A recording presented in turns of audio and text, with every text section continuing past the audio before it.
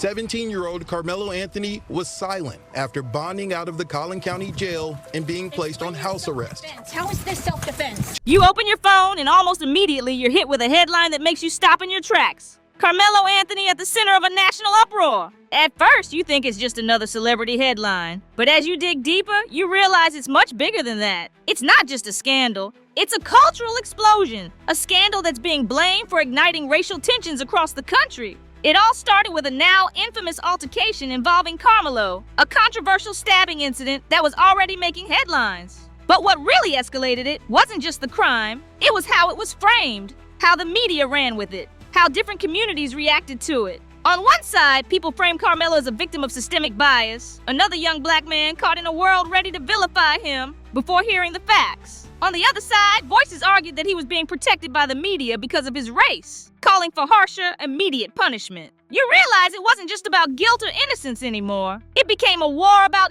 narratives, about who gets grace and who gets condemned, about whether the justice system protects everyone equally or selectively. And at the heart of it all, Karmelo Anthony's name. You start to ask yourself, was this even about the case anymore? Or was it about something much older, much deeper, boiling under the surface of society? Did the facts even matter? Or had Karmelo simply become the latest symbol in a fight that started long before he ever stepped into the spotlight? Because one thing was clear, this wasn't just a court case anymore. This was the spark. And the fire was just getting started. You scroll further and realize the divide isn't just loud, it's organized. Social media is on fire. Hashtags flood your feed. Hashtag justice for Karmelo trending 1 minute. Hashtag lock him up trending the next. It's not just random tweets. It's influencers, activists, politicians, even celebrities, all pulling Karmelo's story into their own agendas. You notice how fast people stop caring about the facts. The details of the case get buried under a mountain of assumptions and headlines. Some say Karmelo's case is proof that the media selectively shields black men from accountability.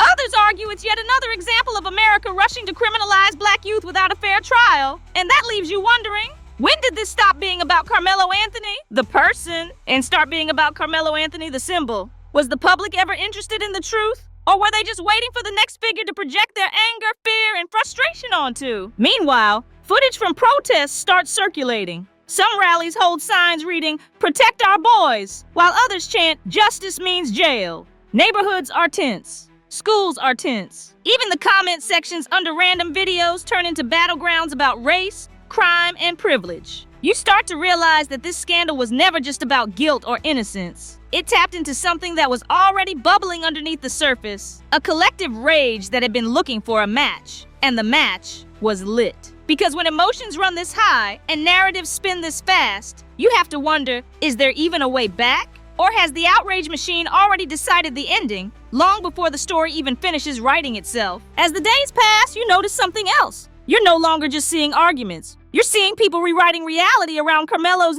name. One side starts canonizing him, painting him as a misunderstood victim, a symbol of generational injustice. Edited videos pop up showing old family photos, quotes about struggle, and clips of him smiling in school hallways. Meanwhile, the other side demonizes him, posting mugshots, aggressive headlines, even digging up unrelated incidents to paint a darker picture. No middle ground, no nuance, only two extremes. And it leaves you questioning, was the truth ever important? Or was it just about who could shout louder, post faster, and drown out the other side first? The scandal becomes a political weapon. Candidates start referencing Karmelo's name at rallies. Commentators on TV use his case as proof for their own narratives. Whether about soft on crime policies or racial injustice run rampant. You realize Karmelo's actual life, his actual future, has been swallowed whole by a system that doesn't wait for verdicts. It manufactures heroes and villains in real time. And you can't help but think, if society can transform one teenager into a symbol this quickly, how many others have been turned into headlines before they ever had a chance to defend themselves? Because in this new age of outrage,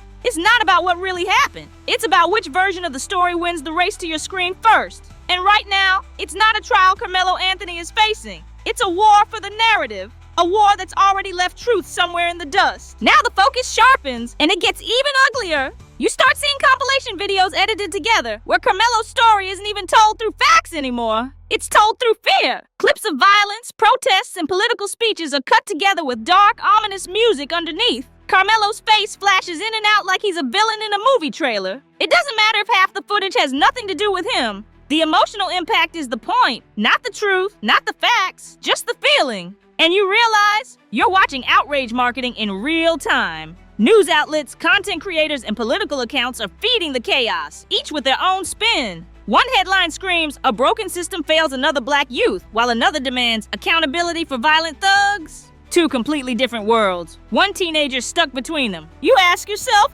is Karmelo even a person anymore? Or has he been turned into a mascot for whatever side needs him most? Is the media reflecting public opinion or shaping it? Meanwhile, the real-life consequences keep stacking up. Neighborhoods divided, families arguing at dinner tables, friendships strained over a case that most people barely even know the details of. It's bigger than Karmelo now. It's about identity, about belonging, about what justice should look like versus what it actually looks like. And deep down, you know, this isn't ending when the case ends. This isn't ending with a verdict. Because when you weaponize a scandal into a symbol, the fallout lives long after the facts have faded, and you're left wondering, what happens to the real Karmelo Anthony once the world is done using his name? Then the inevitable happens. You see the backlash turn inward. Communities once unified around Karmelo's case start to fracture. Arguments break out between people who are technically on the same side. Some say Karmelo should be defended no matter what because the system is historically unjust. Others say blind loyalty only weakens legitimate causes for real justice. You realize you're witnessing the second phase of outrage? Not just fighting the other side, but fighting each other.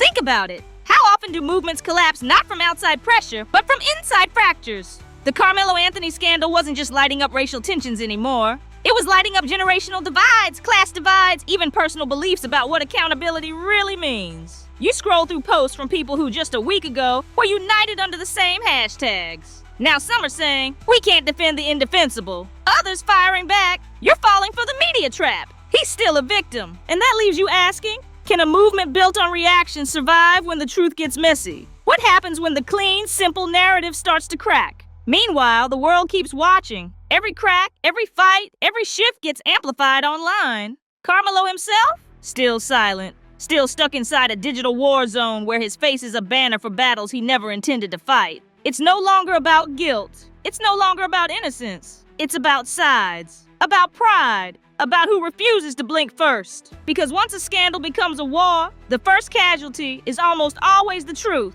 And the second, the very people who thought they were fighting for it. Meanwhile, the damage left behind isn't so easily forgotten. Karmelo's family, his future, his reputation, all permanently scarred. The neighborhoods that erupted into protest don't just reset because the internet stopped caring. The conversations about race, justice, and accountability still hang heavy in the air, unresolved, unanswered. And Karmelo himself? He's left holding the wreckage of a life hijacked by forces way bigger than a courtroom. His name was never really about him. It was about what everyone else needed him to represent, for better or worse. You start to realize, outrage has no loyalty. It will lift you up when you serve a cause. It will tear you down when you become inconvenient. And it will forget you the second a newer headline promises better engagement. Because in the end, it was never about justice. It was about attention. And attention, like outrage, always moves on. And just like that, you realize the real tragedy was never just the stabbing. It was what came after. The transformation of a complicated, messy human situation into something cold, viral, and empty. You think back to where it all started. One incident, one moment that should have been handled with care, with facts, with patience. Instead, it became a battlefield, a headline war, a clickbait frenzy that didn't just hurt Karmelo Anthony. It exposed how easy it is to weaponize a life. You ask yourself, was there ever a chance for the truth to survive this? In a world addicted to outrage, fueled by likes and shares, was Karmelo ever anything more than a pawn? You remember how quickly people picked a side, how quickly they assigned labels, how easily they forgot the facts and built their own versions of reality around his name. And you see it clearly now. This wasn't a race war. Not really. This was a narrative war. A battle for who gets to tell the story, and whose pain becomes the next public spectacle. Because once the cameras turn off, once the tweets stop flying, once the outrage finds a new victim, the scars left behind stay real, the consequences stay real, the wreckage stays real. And Karmelo Anthony? He's not trending anymore. He's just another reminder that when society turns a scandal into a symbol, the person underneath always gets crushed first. In the end, the real story isn't what Karmelo did or didn't do. It's what we did, how we chose rage over reason, Narrative over nuance, clicks over compassion, and how we'll do it again the moment the next headline drops.